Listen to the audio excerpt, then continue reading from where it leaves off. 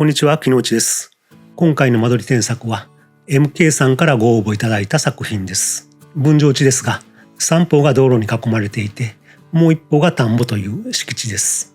条件的に恵まれているようですが、四方から見られるので、プライバシーをどう確保するかも課題になりそうです。まず計画の概要については、建築場所は香川県です。ご応募いただいたのは MK さん30代の方です。家族構成はご夫婦と子供さんがお一人です。駐車台数は2台で、ワゴン車1台と軽自動車1台。用途地域は書かれていませんが、建蔽率から第1種または第2種、低層住居専用地域だと思われます。建蔽率 60%、容積率 100% で、建蔽率は角地のため 50% から 60% に緩和されているものと考えます。道路幅については、南が 4.23 メートル、東側と北側は5メートルの道路に接しています。MK さんの考え方やお悩みは後ほどご紹介しますが、まず書かれた間取りをざっと見ていただきますと、方位は上が北になります。南側 4.23 メートルと、東側と北側が幅5メートルの道路で、西側が田んぼです。室名等は書かれていないのですが、だいたい想像できます。車はここに縦列駐車だと思います。ポーチから玄関に入ると広めの土間になっています。玄関と室内の仕切りはなくて、玄関土間と LDK が一体になっていて、この辺りに MK さんの考え方が現れていそうです。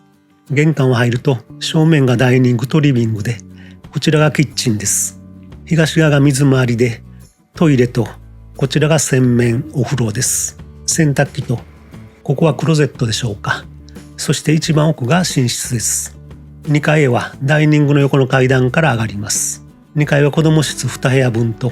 それ以外は吹き抜けになっています。MK さんは家に対する考え方や生活のイメージをこのように書かれています。まず現在の状況については、建築会社と打ち合わせを始めて4ヶ月ほど経つのですが、建てたいと思うような間取りに出会えず、担当の方からもあまりアイデアがないので、もう頼れないと思い、自分たちで考えているところです。9月中には間取りを完成させたくて、少し焦っています。最近こういったご相談をよくいただきます。建築会社の設計力が低いのか、建築日産の意図が伝わっていないのか、あるいは理想が高すぎるのか見ていきましょう。土地についてはこのように書かれています。分譲地ですが、4面ともどこにも隣接しておらず、この立地が気に入って決めました。南側は唯一の約4メートルの市道があり、古い道ですが、日中は通り抜けする車も多いです。西側には北へ続く田んぼが広がり、近隣の家も気にならないくらいです。河川敷も近くにあり、落ち着いた住宅地です。この立地を生かしたいのですが、田んぼ側が西側ということもあり、西日問題や道路や近隣の目線など、土地をどう使えばいいのか悩んでいます。なかなか他にはない敷地環境で恵まれている分、考えないといけないことも多そうですね。次に家のイメージについてです。かなり詳細に書いていただいています。要所だけ読みますので、可能な方は他の箇所も目で追っていただければと思います。光や風が入り、明るく開放的な家にしたいと思っています。2階の子供部屋は念のため2部屋に分けられるようにしたいです。窓は両方の部屋に取れればいいのですが、今のままだと窓が取りづらくなっています。これはどういうことでしょうか。もしかしたら1階の屋根が窓にかかるということかもしれません。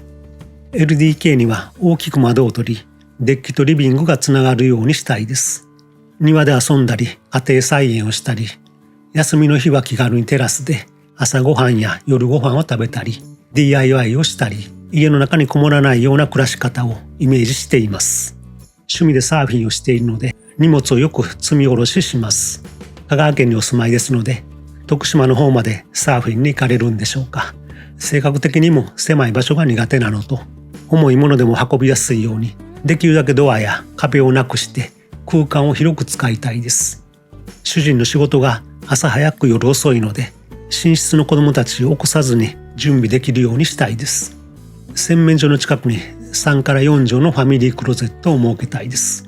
お風呂はできるだけ大きな窓をつけて、外が見えるようにできればいいのですが、この位置だと隣の家からの目線が気になり悩んでいます。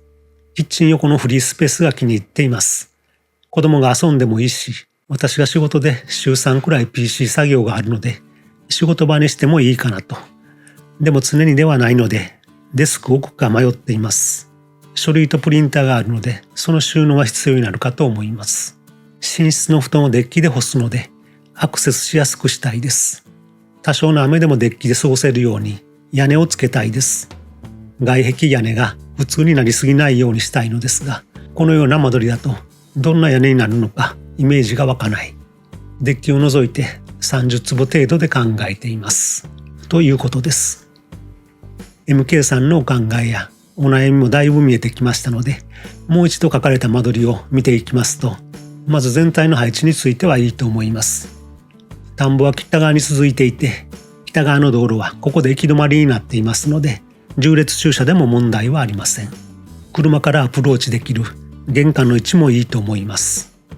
建物は北側と東側の L 型に配置して、南西隅を大きな庭とされています。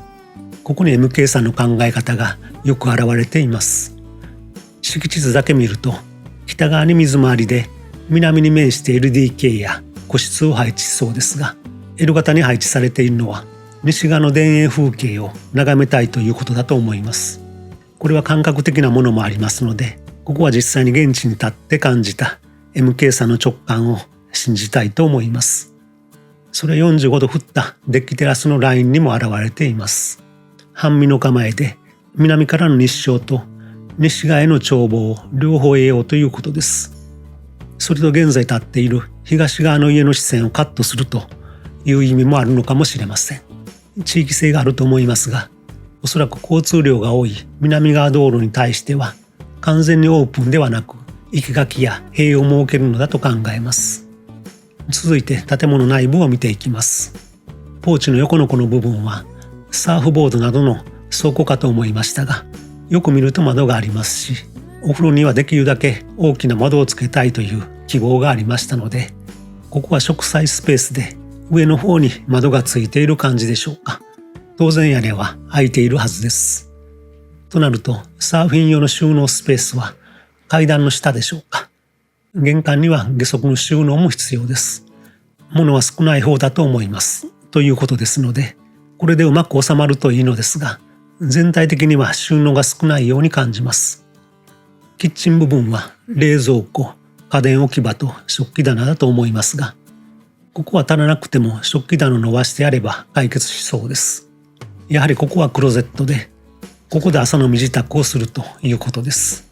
ただ脱衣室と一体ですので、風呂からの湿気は気になります。クローゼットは戸で仕切った方が良いのではないでしょうか。収納優先で、洗面カウンターは2メートル70センチぐらいあるので、少し縮めて、この辺りに壁と引き戸でも良いかと思います。それからキッチン横のフリースペースが気に入っていますと書かれているこの部分ですが、仕事用のデスクを置いたり、書類とプリンターの収納は必要ということですので、よく配置を検討しておかないと、フリーと言いながら実際には何も使えないようなスペースになりかねません。ここまで広げてやってもいいのではないでしょうか。そしてこの間取りの一番の特徴であるデッキテラスです。デッキテラスについてはご希望もたくさん書かれていて、デッキとリビングがつながるようにしたい、テラスで朝ごはんや晩ご飯を食べたり、 DIY をしたり、家の中にこもらない生活、寝室の布団をデッキで干す、多少の雨でもデッキで過ごせるように屋根をかけたいとあります。おそらくこの斜めのデッキの先端まで屋根をかけようということのように思いますが、そうするとちょっと軒が深すぎてリビングやダイニングの日当たりが悪くなりそうです。その分リビングダイニングを吹き抜けにして、吹き抜けにハイサイドライトを設けるということでしょうか。悪くはないのですが、ちょっと大げさな感じですね。もしデッキの先まで屋根をかけようと思うと、少なくてもこの辺りに柱が必要です。またこのような間取りだと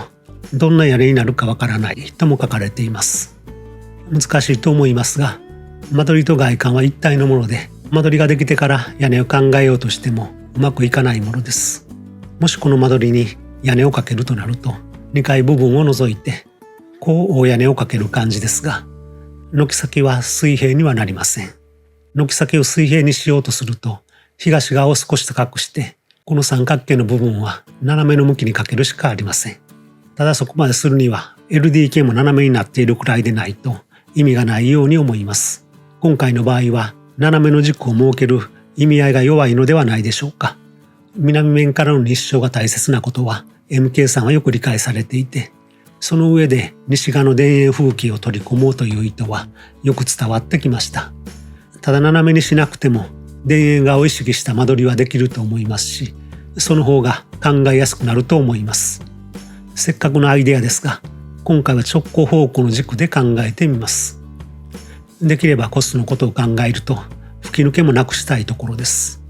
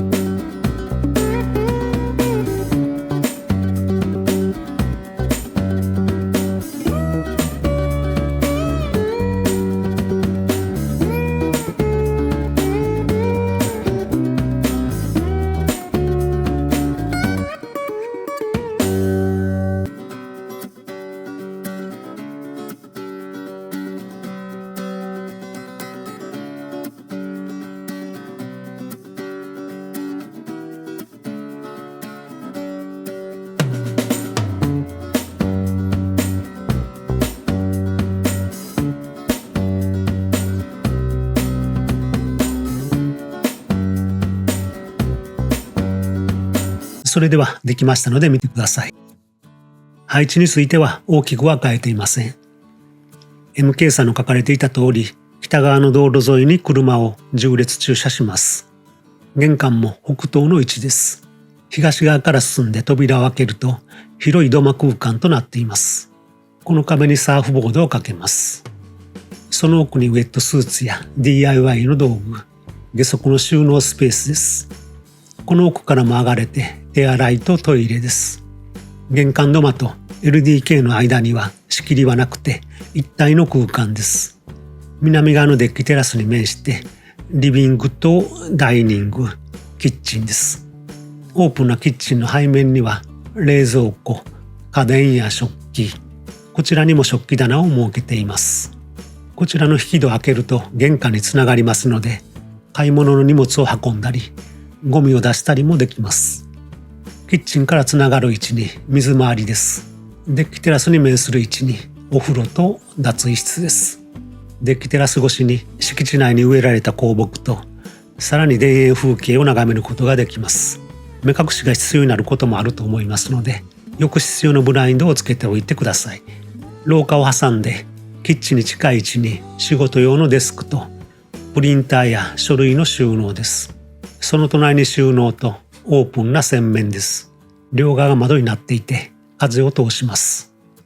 洗面の南側には格子で囲われた物干しスペースを設けました。こういうスペースがないとデッキテラスに洗濯物が並んでしまって、せっかくの空間が台無しになります。物干しの奥がウォークインクローゼットと寝室です。そして子供室も1階に持ってきました。子供さんが2人になった場合には4畳半2部屋に間仕切ることができます。こうすれば階段や吹き抜けをなくすことができますし、吹き抜けがなくても十分日の光を取り込むことができます。デッキテラスはこの部分だけ屋根を設けますが、屋根の形については後ほどご説明します。このデッキテラスからは田園風景を眺めることができて、雨の日も屋根の下で食事をすることができます。リビングダイニングは日照を優先して南面させていますが、デッキに出ることによって西側に開放されますので、MK さんが書かれていた45度振ったデッキテラスの目的に近づけるのではないでしょうか。デッキテラスは寝室部分の建物で、道路からの視線は遮ることができるので、庭と道路の境については開放的に低めの塀や生垣で穴あきブロックでも良いかもしれません。そして庭に家庭菜園を作って、この辺りに落葉樹を植えて夏の西日対策とします。断面はこんな感じです。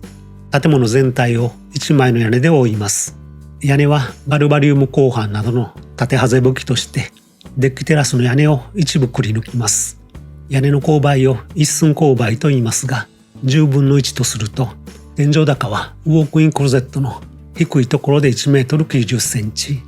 寝室を梁を見せて少し上げます。そこから10分の1の勾配で上げていくと、リビングダイニングの低いところで2メートル50センチ程度になりますので、なんとか成立する寸法だと思います。玄関土間の壁にサーフボードをかけると、テラスにつながるリビングダイニングからはいつも緑や海を感じられる MK さんらしい空間になるのではないでしょうか。土間上部にハイサイドライトを設けて風を抜きます。外観はこんな感じです。シンプルに建物全体を大きな片流れ屋根で覆います。交通量の多い南側から見てもリビングやダイニングはある程度隠れます。道路からは寝室の小窓と物干しの格子部と洗面の窓が見えるだけです。悩まれていた屋根についてはこんなバリエーションが考えられました。一番収めやすいのは一番奥のデッキテラス側に向かって屋根を高くしていく形です。あまり高さ方向の寸法に悩むことなく収まりますが、軒先の位置が高くなるので夏の日射を遮る効果は弱くなります。南や東の屋根も高くなってしまいがちです。真ん中の屋根はデッキテラスに向かって屋根を低くする形で、南の棟が低くなるので光も入りやすくなって軒先も低く飛び出して夏の日射を遮りやすいのですが、東側の屋根をこの下に潜り込ませるために南側と北側の屋根を上げないといけないので、必要以上に天井が高くなってしまいます。そこで今回は一番手前の屋根のように一枚の屋根で建物全体を覆う形にしました。必要以上に天井を上げすぎないために屋根の勾配を緩くして南側の部屋の天井高を低く抑えています。そのために南側に天井を低くできる部屋を配置してユニットバスであろうお風呂も避けています。テラスの奥行きなども関係してきますし、一番検討しなくてはいけないことが多い屋根の形ですが、シンプルで存在感のある屋根になったのではないでしょうか。屋根や外観が普通になりすぎないようにしたいと書かれていましたが、個性的というのは決して木をてらうことではなくて、MK さんのご家族の考え方や敷地の環境を整理して問題を解決することから生まれるものだと思います。これで物干しスペースを含めて約100平米30坪です。地域によっては途絶えすぎていないか少し心配ですが、参考にしてみてください。今回は以上です。それではまた次の動画でお会いしましょう。